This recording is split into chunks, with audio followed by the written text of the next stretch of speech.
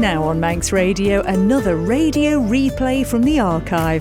This time, a chance to hear again a wonderful episode of the programme Family Phone-In. David Callister hosts Manx cultural activist, poet, journalist and so much more, Mona Douglas. The topic, old-fashioned health remedies, invites some hilarious callers and conversation. But I should warn you, some of the ailments and remedies might be a little off-putting if you're about to tuck into your tea. This programme was broadcast in 1981. Well, the time is just coming up to 11 o'clock. This is Manx Radio, broadcasting on 219 metres in the medium wave band, 89 and 96 megahertz VHF from the Isle of Man. It's time now for the family phone-in. And I would have a piece of music behind me if my cartridge had queued up, which it hasn't. But I'll say very good morning to you if you've just joined us. The family phone-in topic for this morning, pardon me, is old-fashioned health remedies. We don't want you talking about what you buy at the chemist this morning. Oh, we can get the music now. Let's have that. We always feel more comfortable and secure with a theme. We don't want you talking about the over-the-counter chemist prescriptions today. We want you to tell us about the things that your mums and dads and grandmas and granddads did to keep you well. And with me in the studio to talk about them, and indeed to start the programme off, I'm very, very pleased to welcome back again to Manx Radio Miss Mona Douglas, who is an eminent writer. She also collects information on the Isle of Man. She's a musicologist here, and she's back on the show this morning. Good morning to you, Mona. Good morning. Well, now, you've done a little bit of research into some of these old cures, and I think I stopped you in your tracks this morning when I said there was a fella who put a cork in his bed to cure cramp. You'd never heard of that one, have you? No, I haven't. I've heard of putting a nutmeg in your pocket to cure rheumatism. Yes, that's which is more or less the same type of thing. I wonder if anybody knows how on earth these things work, because I can't see any connection between rheumatism and a nutmeg whatsoever, can you? Well, nutmeg is, as we all know, a spice, and it has certain effluvia, and it might be something to do with that, I don't know. Right, well now, if you have any idea why a nutmeg in the pocket can cure rheumatism, or a cork in the bed will settle cramp, would you give us a ring, please, on Douglas 24144. But Mona, now from your notes, what researches have you found in the Isle of Man? You've come up with some rather extraordinary things, haven't you, really? Well, unusual, say, anyway. Now, a great thing in the island in the old days, of course, used to be the fairy doctors. They weren't fairies, of course. They were people who cured by charms, and they were nearly always men. Some of the women folk used to cure by herbal mixtures and that kind of thing, but they were nearly always accompanied by some spoken words as well. And the men seem to have specialised in these spoken charms, also with something touching or something like that with the hand. And a great many of them were very well known, especially for curing animals, but also some of them for curing people. Now, the most famous curing family that I've heard of is the Tears Balachwain out in the north. And they have had a reputation in the island for many years, and people would travel great distances to take a patient to them. And you've got a woman in Douglas who is a relative of that family. Yes. A very important person she was last year. That's Miss May Tear, who was Mayor of Douglas. Oh, yes. She claims a connection with the Tears of Balachwain. Yes. Yes, but these old charms are quite extraordinary. Are they going to pass out? Are people going to forget all these? Is it going to be lost, do you think? Well, I don't think they'll be lost. A good many of them have been recorded in various books on folklore that are published and available, and also a good many of them are still practiced to some extent. Has anyone ever charmed anything for you at all? Yes. I have had a wound charmed by a blood stopper. Of course, they were very well known, and they were nearly always men. Yeah. Now, this particular man that I'm thinking about was at one time skipper of the Sarah Blanche. Do you remember the Sarah Blanche, a little cargo steamer that used to... I think she belonged to the packet company at one time, and then she was taken over by somebody else. I don't remember. But this man, Tom Crane, he lived in Douglas. I think he was a peel man, really, but he lived in Douglas. And he worked for the packet company before he got the command of the Sarah Blanche. And... I've often heard about people coming down to wait for the boat to come in to get Tom to go and stop blood from somebody that was very badly bleeding. Well, now, tell me what happened when this... were you young at the time, or...? Oh, yes, I was just a child. Can you remember exactly what happened? What did he do? Did he just say these words and it stopped bleeding? Or? Well, it was in my arm. I must have cut an artery or something because it was a pretty bad bleeding. And he stroked the arm and said something in Manx. And it gradually ceased. And then they put a bandage on and it healed up normally. So did belief in what he was doing, it didn't enter into it in your case then? No, I was just told to give him my arm, and I did, and this is what happened. Yes. And I didn't understand the Manx at that time. I expect it was what they usually said, on Sena air as a back as a spirit knew, but I wasn't well enough up in Manx at that time to understand it. Have you ever tried to do any charms yourself, or do you have to have certain gifts to be a charmer? Well, for the blood stopping, it was always said that the charm must only be passed on from a man to a woman or from a woman to a man, and it must be within the same family. I personally have never had one. No. We have our callers starting. Excuse me, I've got a frog in my throat this morning. We have our callers starting, and we have on line one, I think it's either Lita or Rita. Hello? Hello? Lisa, good morning to you. My nana goes to bed and she puts a magnet in to cure rheumatism. A magnet? Yes. How long's she been doing that? She's been doing it for quite a while now because she fell over and she's had a lot of trouble with her leg a few years ago. Yeah. And now she just always uses a magnet and it really works. It really works, does it? Yeah. Is she with you? Would she like to come and tell us about it, or is she somewhere else? She's in the other room. I don't know whether she will, though. Well, perhaps you might persuade her to come and tell us, talk to us about it herself. Just before you go, Mona, have you ever heard of that, putting a magnet in your bed? No, I never have, but I should think it's in the line with the nutmeg. Yes. Well, what about you, Lisa? Do you do any strange things, or are you too young for all this? I don't do anything. It's me nana. You just go along to the chemist and get your medicine, do you? Yes. Right. Well, do you think if you ever get rheumatism, you'll stick a magnet in your bed? I might. Thank you very much for calling. All right? Okay. Bye-bye. Try and get your nana to call us too, okay? Bye-bye. Okay, bye. The family phone-in is underway, and with us now is Len. Hello, good morning. Good morning. Talking about these charms, and Mona Douglas was saying that they were dying out, or you were asking to see, did they think they were dying out? Well, I'm only a young fella, but I can manage to charm warts. Ah, now, right, let's get on to charming warts. You know a bit about this, Mona, do you, charming warts? Well, yes, it's quite a well-known thing, of course. Nan Wade, I believe, was particularly good at it, but there were lots of other people that could do it too. And curiously enough, some of the English people have come into contact with this, the people that have come over. And I happened to have at my house yesterday, when I was talking about some of these cures, an Englishman who has only been in the island about a year. And he had tried some advertised cures for warts, chemical things, and they hadn't had any effect. And there was a child there who said to him, I know a cure for warts. If you tie a human hair round the wart and say the right words, it'll go. So he let the child try it, and sure enough, the wart went. Well, is this any part of your charming of warts, tying human hairs round, Len? No, I use a potato. A potato? Tell us how you Yes, do I've it. heard of that.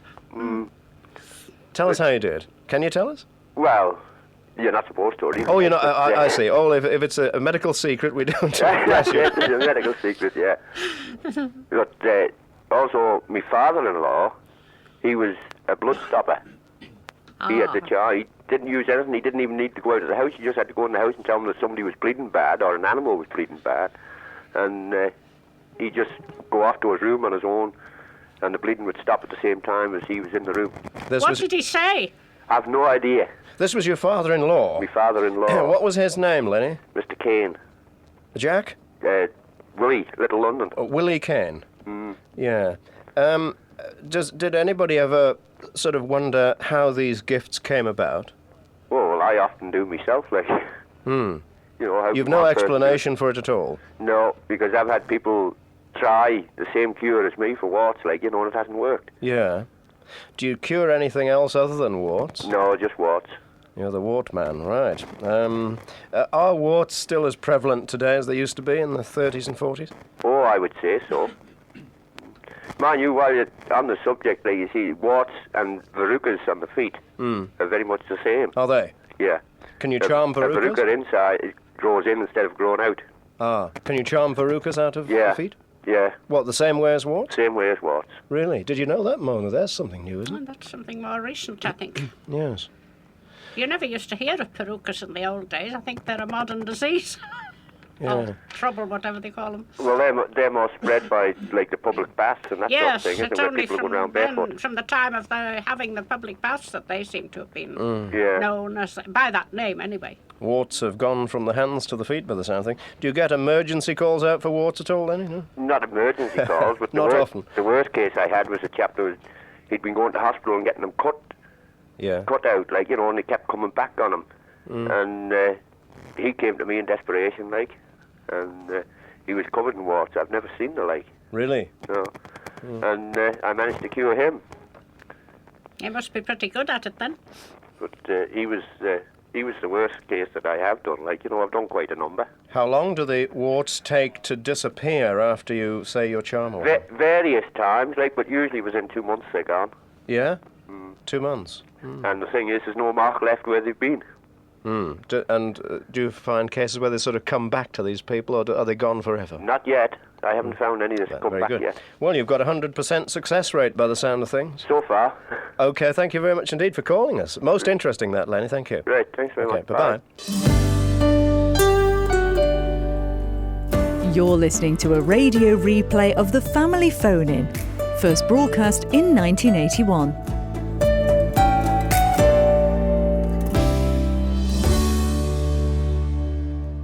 Move on now. We have Liz on line 3 waiting for us, I hope. Hello, are you there, Liz? Hello? Good morning. Yes, I'm afraid I haven't got anything to add because mine was the same as the caller, the little girl on line 1. My mother used to sleep with a magnet in her bed, a small magnet. And she never had rheumatism. Right, now... And that's an old Lancashire cure. Oh, is it? Yes. Yeah. But it wasn't Manx. No. My producer says... he's glad she didn't have her corsets on at the same time. It was only a very tiny magnet. I've still got it. Bit of a tangle there. Some woman in Lancashire told her about it, and she had it in her bed for about 20 years. I mean, you know, took it out when she made the bed kind of thing, but she never had rheumatism. Because people have worn copper bands around their arms since Roman times, haven't they, really? Yes. Yeah, there must be something in it. There's got to be an That's metal again. Yes. But I don't know the origin of it at all.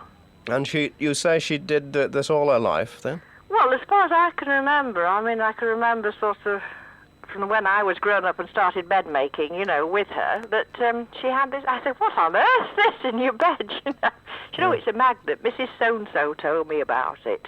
Did she take a magnet on holiday with her as well? No. Now I thought about it, no, she didn't. But she very often went abroad, and if we went to a warm place, it probably wasn't necessary. No. But obviously she was a rheumatism sufferer. Did this totally alleviate the problem, or was it just part cure, or what? Well... Or was it a protection against having rheumatism? I think what originated it was when I was a teenager, and she got a very bad attack of sciatica, which kind of struck her as if she'd been shot in the leg, you know, and it was really bad. And was the only thing she ever suffered from. And after that, when she got over that and got it cured, that is when she started. This woman had told this, some old woman, about this cure, which was good for anything like rheumatism or sciatica. And admittedly, she never had anything again. Do you suffer from rheumatism yourself? A bit. Are you going to get one of these magnets? No, I never thought about it. About you? I might do now. What about you, Mona? Do you have a bit of rheumatism now and again? Well, I must say I'm very lucky so far. I haven't had much. I think we all suffer from it a bit. Manx rheumatism. Now, let's not go into that. Thank you very much indeed. Bye-bye. Okay, bye-bye. They're telling me that Peggy's on the line, and she ain't. Oh, wait a minute. I think she is, actually. I may have got my lines a little bit mixed up. Let's just see if Peggy's there. Are you there, Peggy? Hello? Yes, I'm sorry about that. We had a bit of a hoo-ha on the phone box here. We're all right now. You're with us, okay? Yes. Well, I just wanted to say, when I was young, I had warts on my hands and a very bad one on my knee, which I used to tear every time I used to, clean a floor or catch it and anything. It wouldn't tear right off, but almost. And I was told to rub a slug on it and put it in a matchbox and bury it and not tell anybody where I'd done it, or what I did do. Yeah? And they all disappeared. Mona, any comments on rubbing a slug on your knee? No, I haven't heard of that one. Well, it worked for me. Yeah, I've heard that somewhere. There's also something about sticking a thorn through a slug for something as well that I remember from my childhood. It's all coming back to me now. So, did it take a bit of courage to go and pick this slug up? It did, because I hate them. Would you do that, Mona, if you had a wart on your knee? Oh, yes, doesn't worry me to pick a slug up. And what you're talking about, sticking the pin through them, it was also used by some of the old country people. It was supposed that the pin would eventually kill the slug, and as the slug died, so would the wart. I see. You didn't stick a pin through your slug, then? No, indeed. No, I just buried it in the matchbox. Same thing, I suppose. Yes. It wasn't going to get out, was it? And have you ever been troubled with warts since? I've never seen another wart in my life since. No, it was a marvellous cure. So you're a friend to the slugs anyway? Well, yeah, as far as regards to that. Otherwise, I'd put slug pellets out. You don't? What, after them doing that for you? Dear, oh dear. Anyway, thanks, Peggy, for calling us. Right. Okay, bye-bye. Bye. You're listening to the Family Phone-In. We're talking about the home cures. And with me in the studio is Mona Douglas. We move on now to our next caller, who's Linda. Hello, good morning. Hello? Hello, can you hear me? Yes. I used to suffer with styes a lot when I was a little girl, and my mother used to have a wedding ring and make a little sign on my eye, and it used to go. With her wedding ring? Yes, with her wedding ring, make a little sign on her eye, on my eye, and it would go. What sort of sign? How do you mean? Well, I don't know. It just used to rub it, and her own little special sign, and it would go. Yeah. Yeah. So, has anybody else heard of that? Has anybody else? Oh, yes, Yes, I've Mona. heard about that too. Yeah. Yeah. Where do you think that might originate, Mona? Any idea of that? Has it got sort of religious significance? I don't know. Do you know whether anything was said while she was rubbing the eye with the ring? No, not at all. She just used to make a little sign of her own. I used to say to her, what are you doing, Mum? She'd, oh, just my own. It was passed down from her mother, you see. Oh, yes, I expect the sign would be the sign of the cross. Well, I Yes. suppose it was, yes. Yes. But they used to go, you know? Yes, oh yes, I think these things did work. Just why, I don't know. Yes, yeah. She was a great believer in the old folklore. Yes. Did this sort of sty disappear very quickly then? Or? Well, it'd be the next day, it'd be gone, Yeah, you know. It's the same as the old warts. Yes. That's right, yes. And another thing that they used to do for that, they used to pluck a leaf of the mare dunyamaru, that's the wild sage, and rub that round the eye while saying the words. I see, yes. Thanks anyway. Again, it's a charm that's involved, really, is it? Yes, Did it's she both. It's the charm and the rubbing, I think. Did your mother say any words over this or not? No, not at all. She just used to make a little sign with her wedding ring, you know? Really? Yeah. Thank you very much for letting us know about it today. Okay, then. Okay, bye-bye. Bye-bye. Bye. You have a theory, I think, Mona, that behind a lot of this, the sort of superstitious angle of this, is a sort of religious background anyway. Well, I think the whole business of what we now call superstition is a survival or a relic of the early religions, which have altered and some people would say deteriorated over the centuries. They were, first of all, I suppose, the pagan religions, the Druids and their predecessors, and then it was taken on into Christianity. And, of course, you've got to remember that both the priests of the older religions and the Christian monks made a speciality of treating people. They were the first doctors, and they used to grow herbs for medicinal purposes. And, of course, that tradition has gone on. It's probably been filtered out among the people. People would find out what they use for certain things and use them themselves. Yes. And of course, there must have been dangers in experimentation in the early days as well. We might move on to that. In fact, if anyone has had any problems with using herbs and find that they didn't quite do what they expected to do, give us a ring on 24144. We've got 3 free lines at the moment, incidentally. On the 4th, we have Mary. Hello, good morning. Good morning. I've just been listening to your programme, and I've got a fantastic book here, Country Remedies, it's called. And that last caller that mentioned about styes, in this book it's got this, and it just says it's an infallible cure is to rub the stye 3 times with a gold wedding ring, or failing that, use the tail of a black cat. Oh, I haven't heard that one. And also, it's got about rheumatism, and it says that at all times carry a potato in the pocket, and this will successfully keep rheumatism at bay. Ladies in former times had special pockets sewn into their dresses in which to carry a raw potato just for this purpose. It can cure baldness, anything in this book, Well, yes. Pimples, anything. Yeah. There are a lot of books about... What is this one called, you're telling us? It's called Country Remedies by Karen Thiessen. Well, I have 2 in front of me. One is Country Wisdom by Gail Duff, which has a similar sort of thing, tells us all kinds of cures. And a lady loaned me one called Natural Remedies for Common Ailments, written by Linda Clark. Yeah. So, I mean, there are many of these books around at the present time. This has got spells in it, and if somebody... makes a spell against you, how to get rid of it. But I don't know that... I think we'd have to bring Mona in on this. The fact that all these things are recorded in books doesn't necessarily mean that anyone can do them, does it, Mona? Oh, I don't think so. Well, that varies. Some are possible to be done by anybody who knows the formula, and others seem to be confined to certain people. Now, you were talking about the warts, and that reminds me that something much more serious than a wart was sometimes cured, or said to be cured, and that is cancer. Really? They used to cure cancers by the application of hemlock plus a spoken charm, and they could pull the cancerous growth out by the root. And this process was so painful, the actual pulling out, that the patient, even if he was a man, sometimes fainted while it was being done. But they say that it was infallible. Now, only a very few people in the island were able to do this. One of them was Ewan Christian of Lake, and there was another man in Andres whose name I forget. But this has been recorded by folklore collectors, and it's been recorded so too that the patients had no return. So there's no doubt it's quite authentic then? Yes, of course it goes back when Ewan Christian was the beginning of the last century. I think the other man lived and worked pretty well up until the end of the last century. Yeah.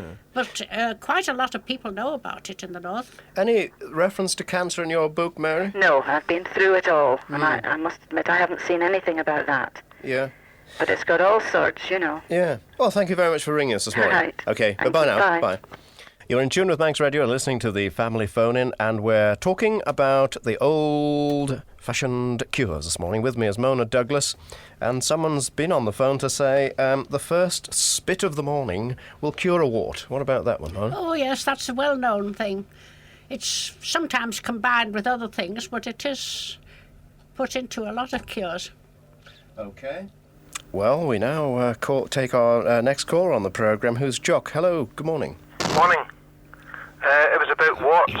Yeah. When I was a young fella, I was sent up to the doctor by my mother, and it was a locum that was stood in for the local doctor, and she said to get a potato, cut it into 7 pieces, and put it into a bag, and have another bag stood by And what he used to do was rub the wart with the warts. They were all over my fingers, under my nails and everywhere.